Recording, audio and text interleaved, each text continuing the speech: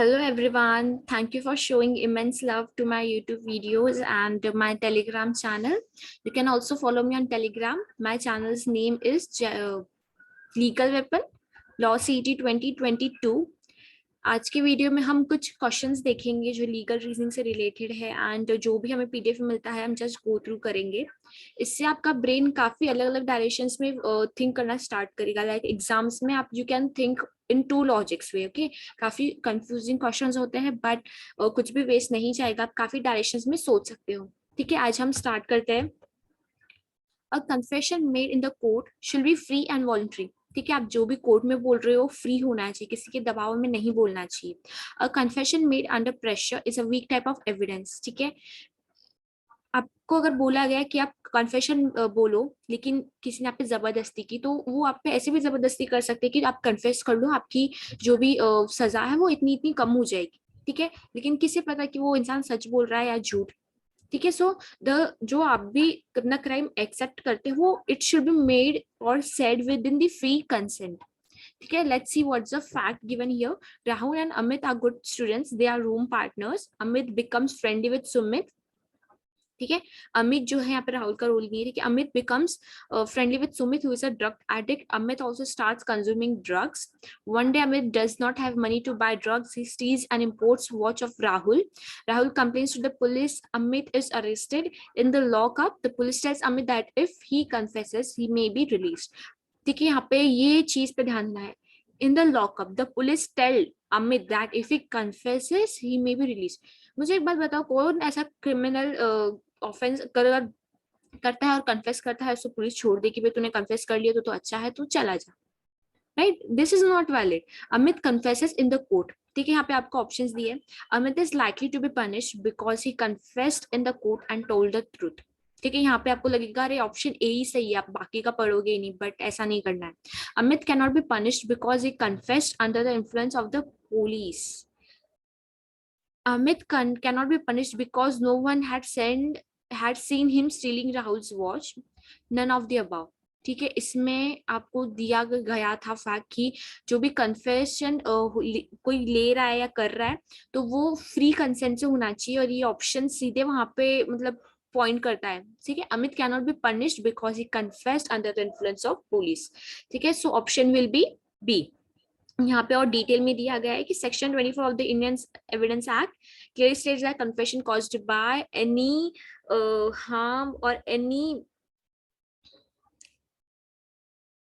any pressure cannot be accepted in the court. One second.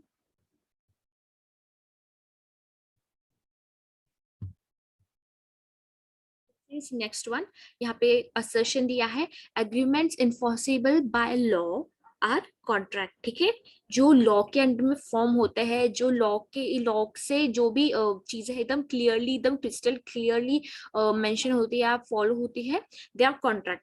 ठीक है, यहाँ पे आपको रीजन दिया है agreements are not enforceable by law are void. ठीक है, ये तो सेम ही बात कही है, बस उल्टा कहा है.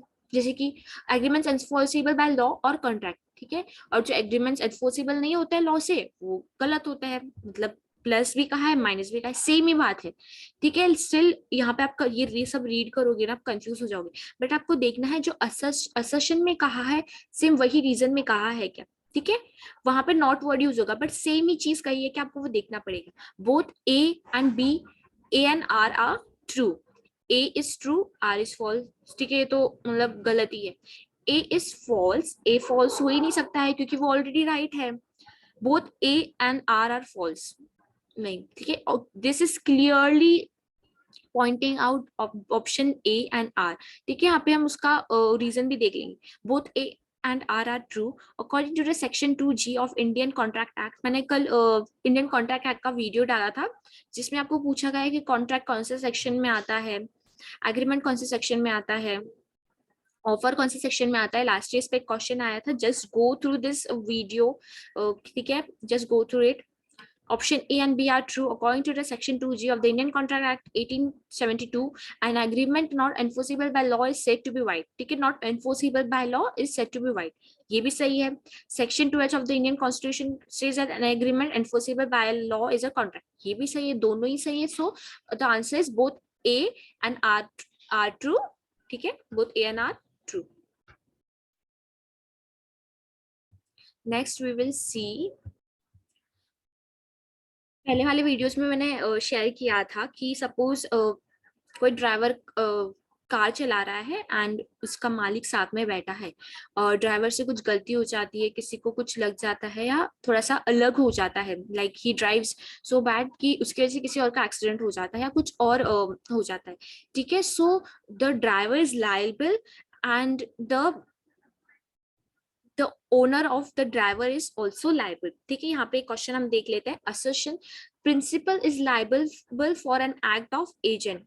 ठीक है, जैसे कि किसी ने किसी को घर बनाने के लिए वर्कर्स दी और वो वर्कर्स कुछ गलती करते हैं, तो जिनका हेड रहेगा, जहाँ जो हेड ने वो वर्कर्स को भेजा है, हम उनको ब्लेम करेंगे, right.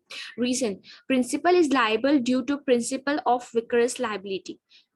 Principal is liable due to vicarious of liability. ठीक है, हम अभी ऑप्शंस देखेंगे।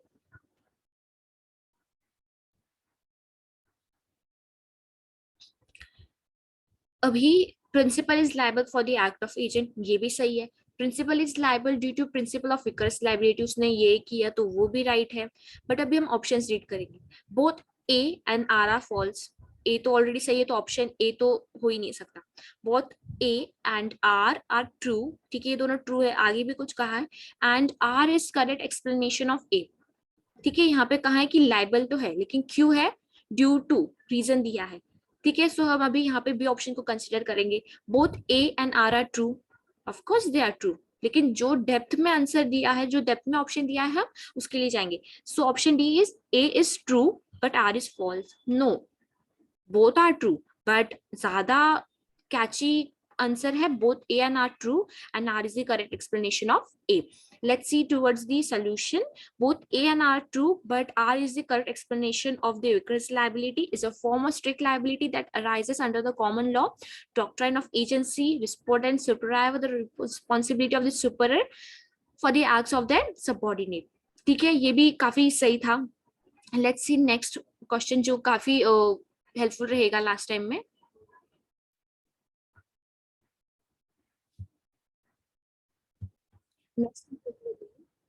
assertion none should make unnatural use of land। ठीक है, ये राइट है। Reason, it may prove fatal for the public at large, खुद को तो नुकसान होगा ही बट पब्लिक को भी नुकसान होगा। ठीक है, दोनों ही सही है। Both A and R are true. ठीक है, both A and R are false. A तो राइट है, तो अगर दूसरा फॉल्स बोल रहे हैं और दोनों ही फॉल्स बोल रहे तो ये ऑप्शन तो होगा ही नहीं। ठीक है, let's see. A is true, R is false. No, both are true. ठीक है, सी को भी हम निकाल देते हैं। R is true, A is false. A तो ऑलरेडी से ही हमने कंसिडर किया ये ट्रू है, सो ऑप्शन डी को भी निकाल देते हैं, बच्चा option A. Both A and R are true. Let's see the explanation. According to the law of torts, a rule was laid down in the case of Rylance v. Fletcher, which covers a situation where damage is caused arising for the escape of dangerous things from the defendant's land in the course of the natural use of land. इसमें एक case है Ryland versus Fletcher, इसका भी मैंने ये case भी मैंने cover किया था लास्ट वीडियो में, आप देख सकते हो। देखिए, हम एक और एग्जांपल देख लेते हैं। This 12th one we are going to see assertion दिया है when right of a private individual has been infringed by other individual, this is called tort। ठीक है, हमने देखा था tort क्या है, it's a सिविल रॉन्ग। यहाँ पे आपको ये वर्ड को कंसिडर करना है प्राइवेट इंडिविजुअल, यहाँ पे पब्लिक को टारगेट नहीं किया है, प्राइवेट इंडिविजुअल को टारगेट किया है। ठीक है, आपको ये भी याद रखना है। Reason, when right of public at large, यहाँ पे लार्ज की बात की है, यहाँ पे प्राइवेट की बात की है, has been infringed, this is called crime. अभी हम एक्सप्लेनेशंस देखेंगे। Both A and R are true. ठीक है, ये टॉर्ट की बात करता है, ये क्राइम की बात करता है। Tort is civil wrong and crime is IPC. ठीक है, both A and R are true but R is not the correct explanation of A. R इसका करेक्ट एक्सप्लेनेशन नहीं हो सकता, क्यों, क्योंकि यहाँ पे प्राइवेट इंडिविजुअल की बात की है, यहाँ पे लार्ज की बात की है, और यहाँ पे टॉर्ट की बात की है, और यहाँ पे क्राइम की। तो आपको यहाँ पे दो रीजंस मिल जाते हैं, because for R is not explanation of A. Both A and R are true, R is correct explanation of A. ठीक है, ये वाला ऑप्शन तो है ही नहीं क्योंकि आर इसका एक्सप्लेनेशन नहीं है। Both A and R false. No, they both are not false. वो अपनी अपनी जगह पे, ये टॉट अपनी जगह पे, ये क्राइम अपनी जगह पे सही है। A is true, R is false. No, both are right. ठीक है, कौन सा ज्यादा ऑप्शन टारगेट कर रहा है? Option A. Both A and R true but R is not the correct explanation of A. अब आर इसका करेक्ट एक्सप्लेनेशन क्यों नहीं है? बिकॉज यहाँ पे प्राइवेट इंडिविजुअल की बात की है, यहाँ पे पब्लिक की बात की है, यहाँ पे टॉट की बात की है, यहाँ पे क्राइम की बात की है।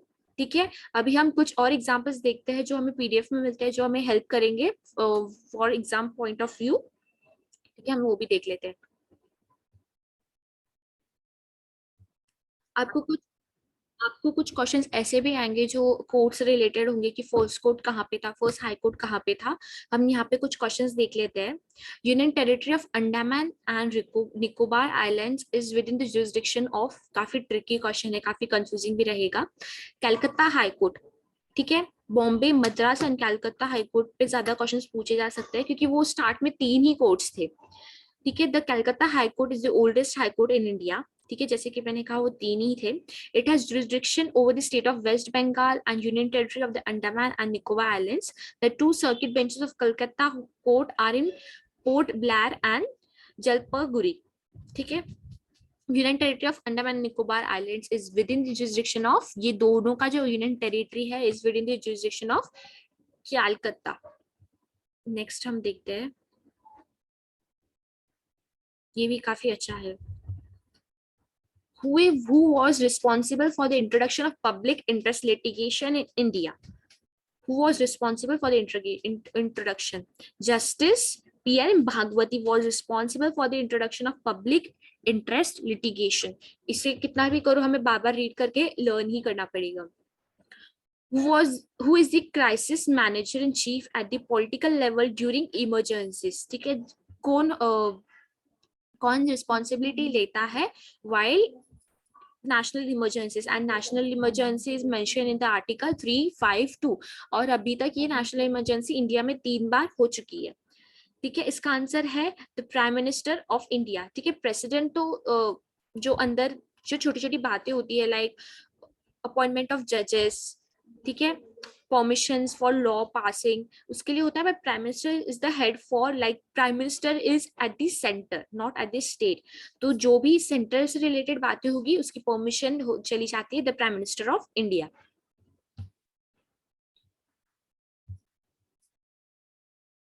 Who among the following was the first chief information commissioner of India? वजाहत हबीबुल्ला। ठीक है, ये नाम काफी फेमस है तो आप इससे याद रख सकते हो। In case the president of India wants to resign, he shall address his resignation to। जैसे कि अभी एक जगह इस पे एक क्वेश्चन ये भी हो जाता है कि कोई जस्टिस को रिजाइन करना है, कोई जज को रिजाइन करना है, तो वो किसके पास एड्रेस करेगा अपना resignation?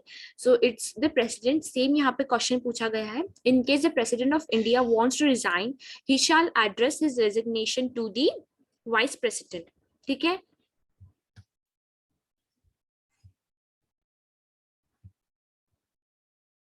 a previous judgment cited by court to decide on a similar set facts. Answer, predecessent. A predecessent is an earlier event or action that is regarded as an example or guide to be considered in subsequent similar circumstances. यहाँ पे legal term पूछा गया है, इसलिए मैंने बोला कि आपको बेसिक लीगल टर्म्स पता होने चाहिए। जैसे कि अभी मर्डर हो जाता है, रेप हो जाता है, तो वो कौन से सेक्शंस में मेंशन किया गया है, ऐसे जो डे टू डे लाइफ के सेक्शंस होते हैं वो आपको पता होनी चाहिए।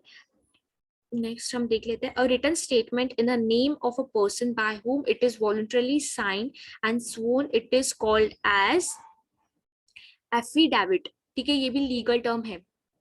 आप इसको ऐसे याद रख सकते हो कि लीगल स्टेटमेंट या फिर रिटन स्टेटमेंट है जो कोर्ट में हम एज एविडेंस दिखा सकते हैं, उसे हम बोल सकते हैं affidavit.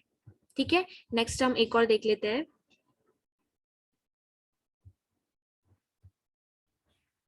Dowry death is incorporated as an offense in the Indian Penal Code under which section of Indian Penal Code? ठीक है, ये भी काफी इंपॉर्टेंट हो जाता है। Next, fiduciary relationship is a relationship based on trust, जैसे कि ब्रीच ऑफ ट्रस्ट हो जाता है, मतलब उसका दूसरा नाम क्या है, fiduciary relationship is a relationship based on trust.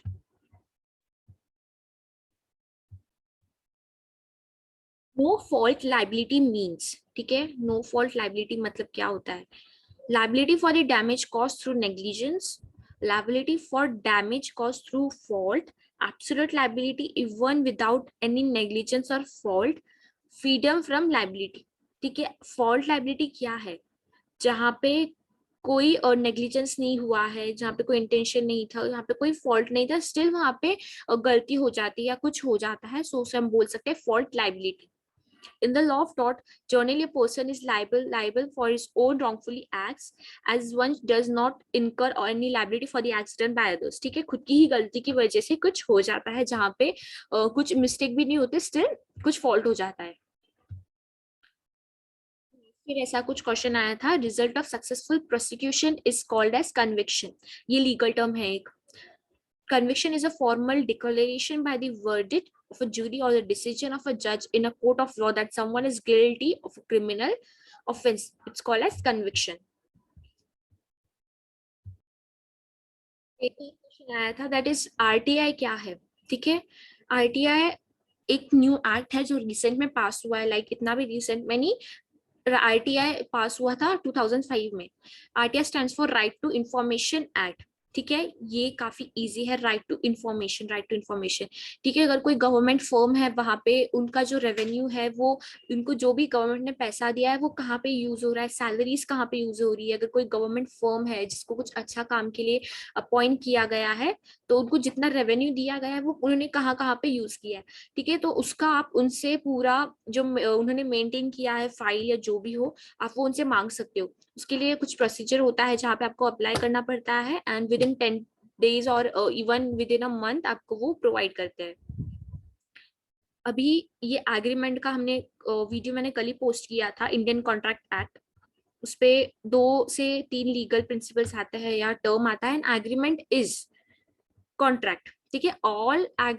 all contracts are agreements and all agreements are not contract because contracts are voidable by law, ठीक है, sorry, the contracts are enforceable by law and all agreements are not enforceable by law, ठीक है।